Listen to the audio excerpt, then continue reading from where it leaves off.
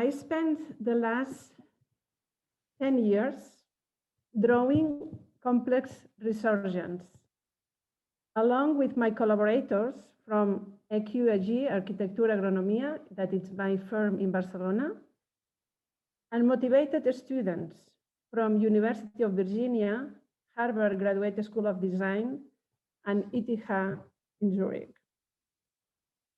Complex resurgence depend on soils and roots. We have been translating scientific knowledge into drawings, seeking for a language that can be unfolded in our design projects. And also seeking for an extensive reading of those entities, including all the agents that affect their symbiotic relationships. Understanding interactions of roots and substrates and soils. Drawing the space for these productive landscapes to become entities around us. Simulating its growth based on the availability of resources. Trying to understand their structures and architectures and their physiologies, logics, and potential outcomes over time. We have drawn their forms of survival, their potential extensions, their forms of reserve. We have drawn actions to promote their appearance and their specific potential.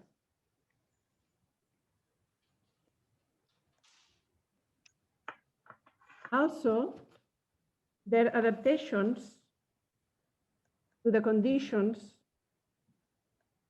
at the edge of a variety of dynamic environments.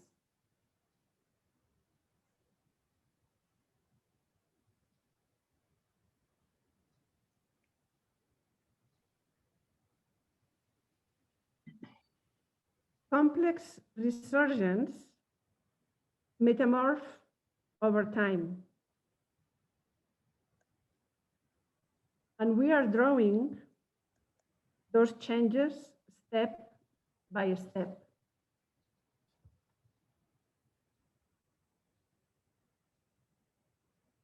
The changes of the above and below ground.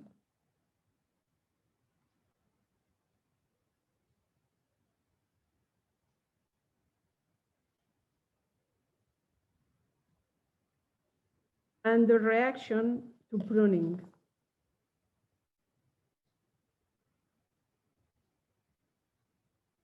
Stress.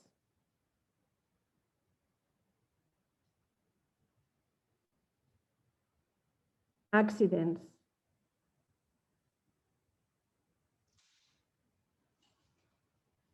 Storms. And its basic evolutionary adaptations over time.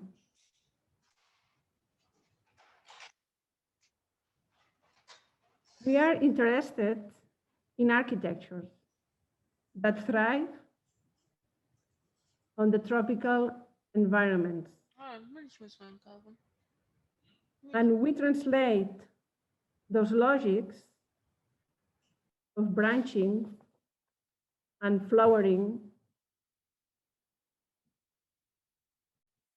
in simple drawings and diagrams.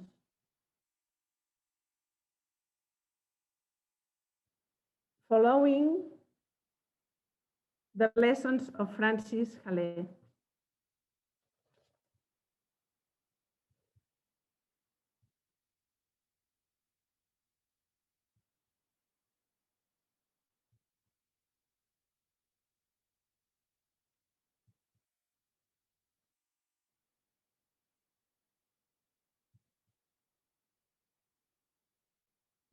Complex resurgence can be reassembled artificially.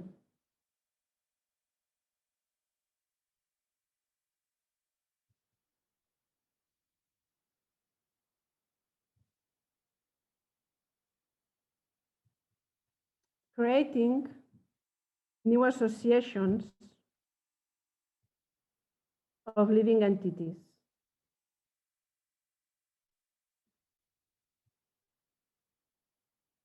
Can be assembled based on their attributes.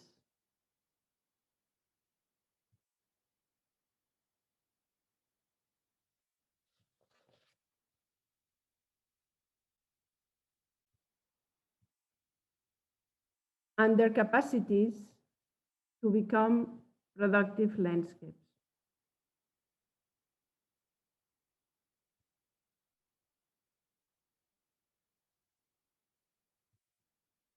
Complex resurgence overlap their cycles and can be organized at different time scales.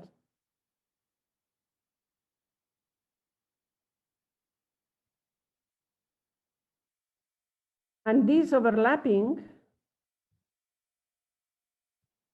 of different times and shining moments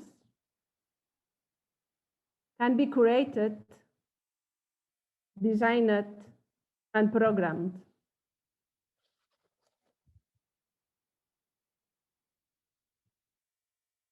Their life cycles many times overpass our own life cycles.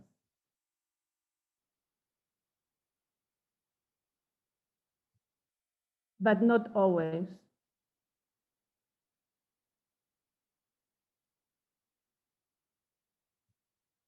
We share with complex resurgence our urban condition.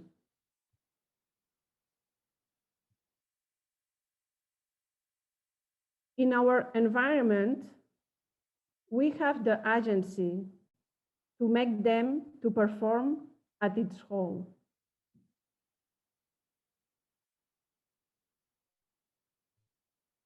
However, we have to design the space for them to settle down.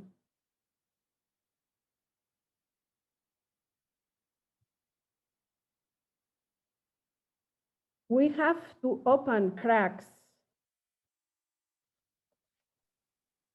in our comfortable pervious surface.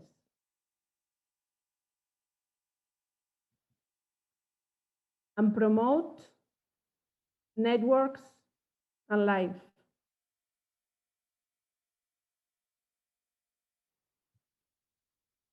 We can understand complex resurgence through their physiology, their mechanism to respond to the heat, drought, light, night, and day.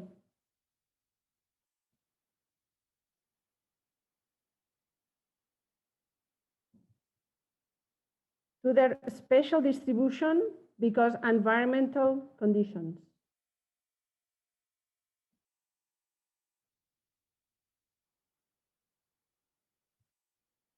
Complex resurgence are an answer to climate. Their surfaces are exposed to it.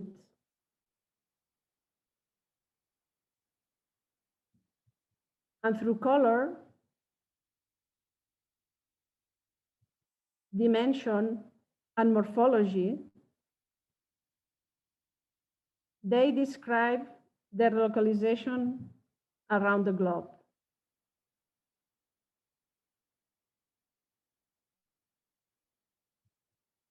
Complex resurgence depend on the accumulation of hours of cold.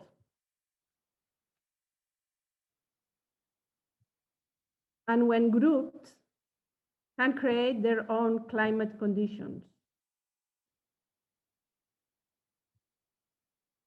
They have different outfits to respond to heat and can adapt to new artificial conditions.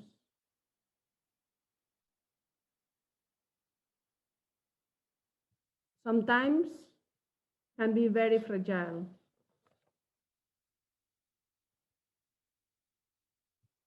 And sometimes have to limit their periods of growth.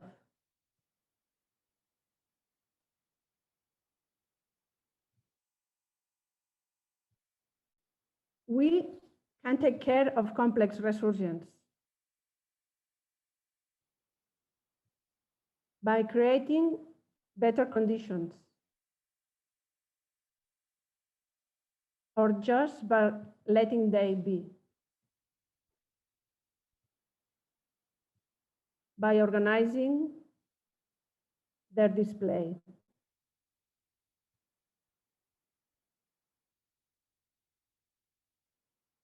We can promote healthy relationships by manipulating their decay.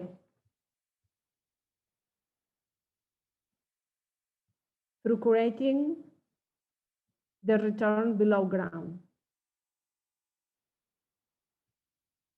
Complex resurgence are here, hidden around us. And maybe we just have to dialogue with them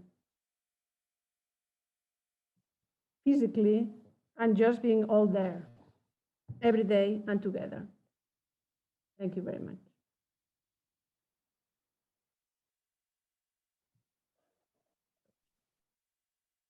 Thank you very much for this presentation and the insights. I think we all fell in love with your drawings.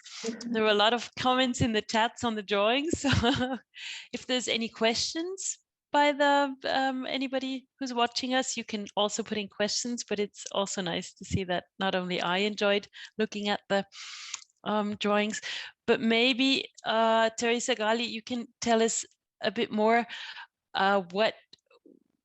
what do you think, what are the consequences for the profession of landscape architecture and the processes involved in planning and drawing, and what you just showed us? What does this mean to everybody watching? Where do you see the practical component? What are people drawing the wrong things or the right things, or is drawing the answer?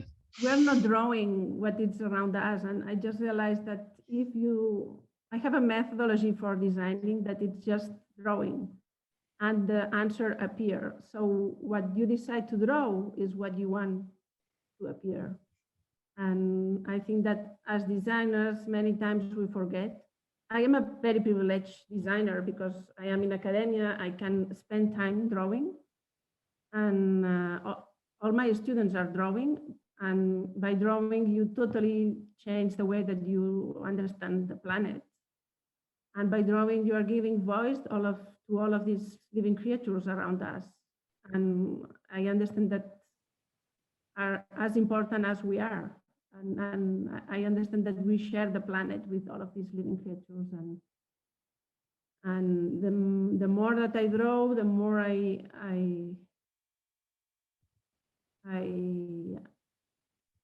I realize how complicated it's our job. And I told you maybe the day that we were talking that sometimes I have big crises. I think we should just be there and be gardeners and just do the job with the actual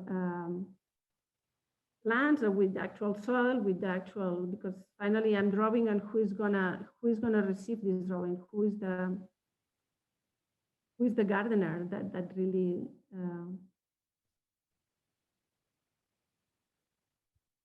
in a way make that happen. So maybe my next, this is because then I was finishing with a gardener that is really among the plants and among these living entities that are around us. And probably I started drawing because I was local. I was a very local person. I was in Barcelona working for 20 years and I had to leave. I emigrated to the United States and I am here. And in a way, I had to understand the planet. I had to understand the plants around me and what was how I could relate to the environment around me.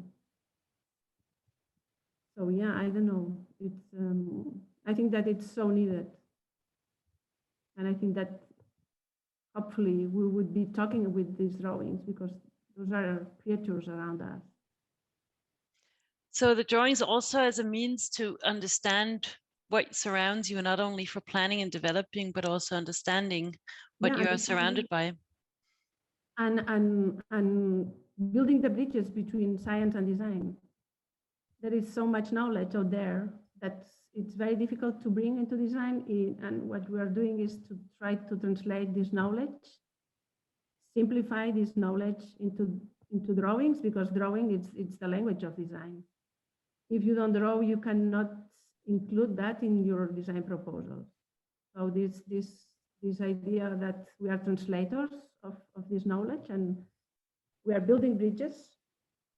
Some of these drawings have been already tested, and this is what I'm doing at ETH. It's just talking to scientists and testing with them how can we simplify all of this knowledge and what really matters for each resurgence. How all of these entities are all working together and how can we visualize that? I'd like to come back to the gardeners. You said maybe we should all be gardeners because it reminds me of Candide, the book by Voltaire. Maybe you know it, Candide who goes looking for the best of all worlds. Yeah. And in the end, well, one of his conclusions is maybe we should all be gardeners, and yours is the same. Maybe you can tell us a bit more about what it means to be a gardener. I told you that Candide was my best book ever. No, I didn't know. Well, at the end of the day, I think that to be a gardener is the best profession in the world. It's where you really you are achieving a level of freedom and generosity and really being integrated into a specific environment.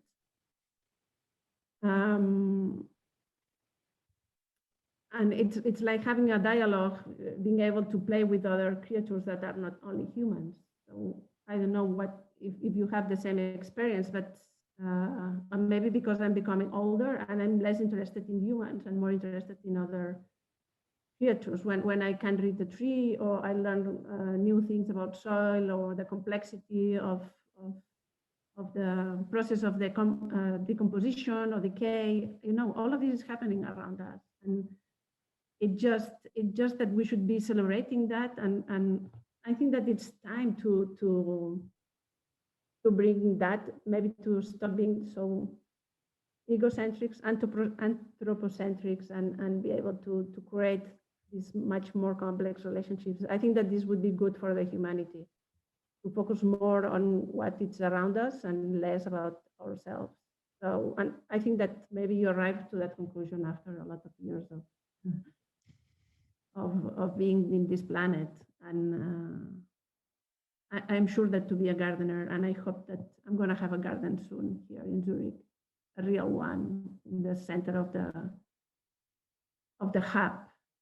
And I was talking to the office of the president about that. So how it's possible that every day when I work at ETH, I walk through a line of trees that are dying and nobody sees that. What does that mean? All of these agus that are at the entrance of ETH are dying. How can that be possible? And we walk and we don't see that.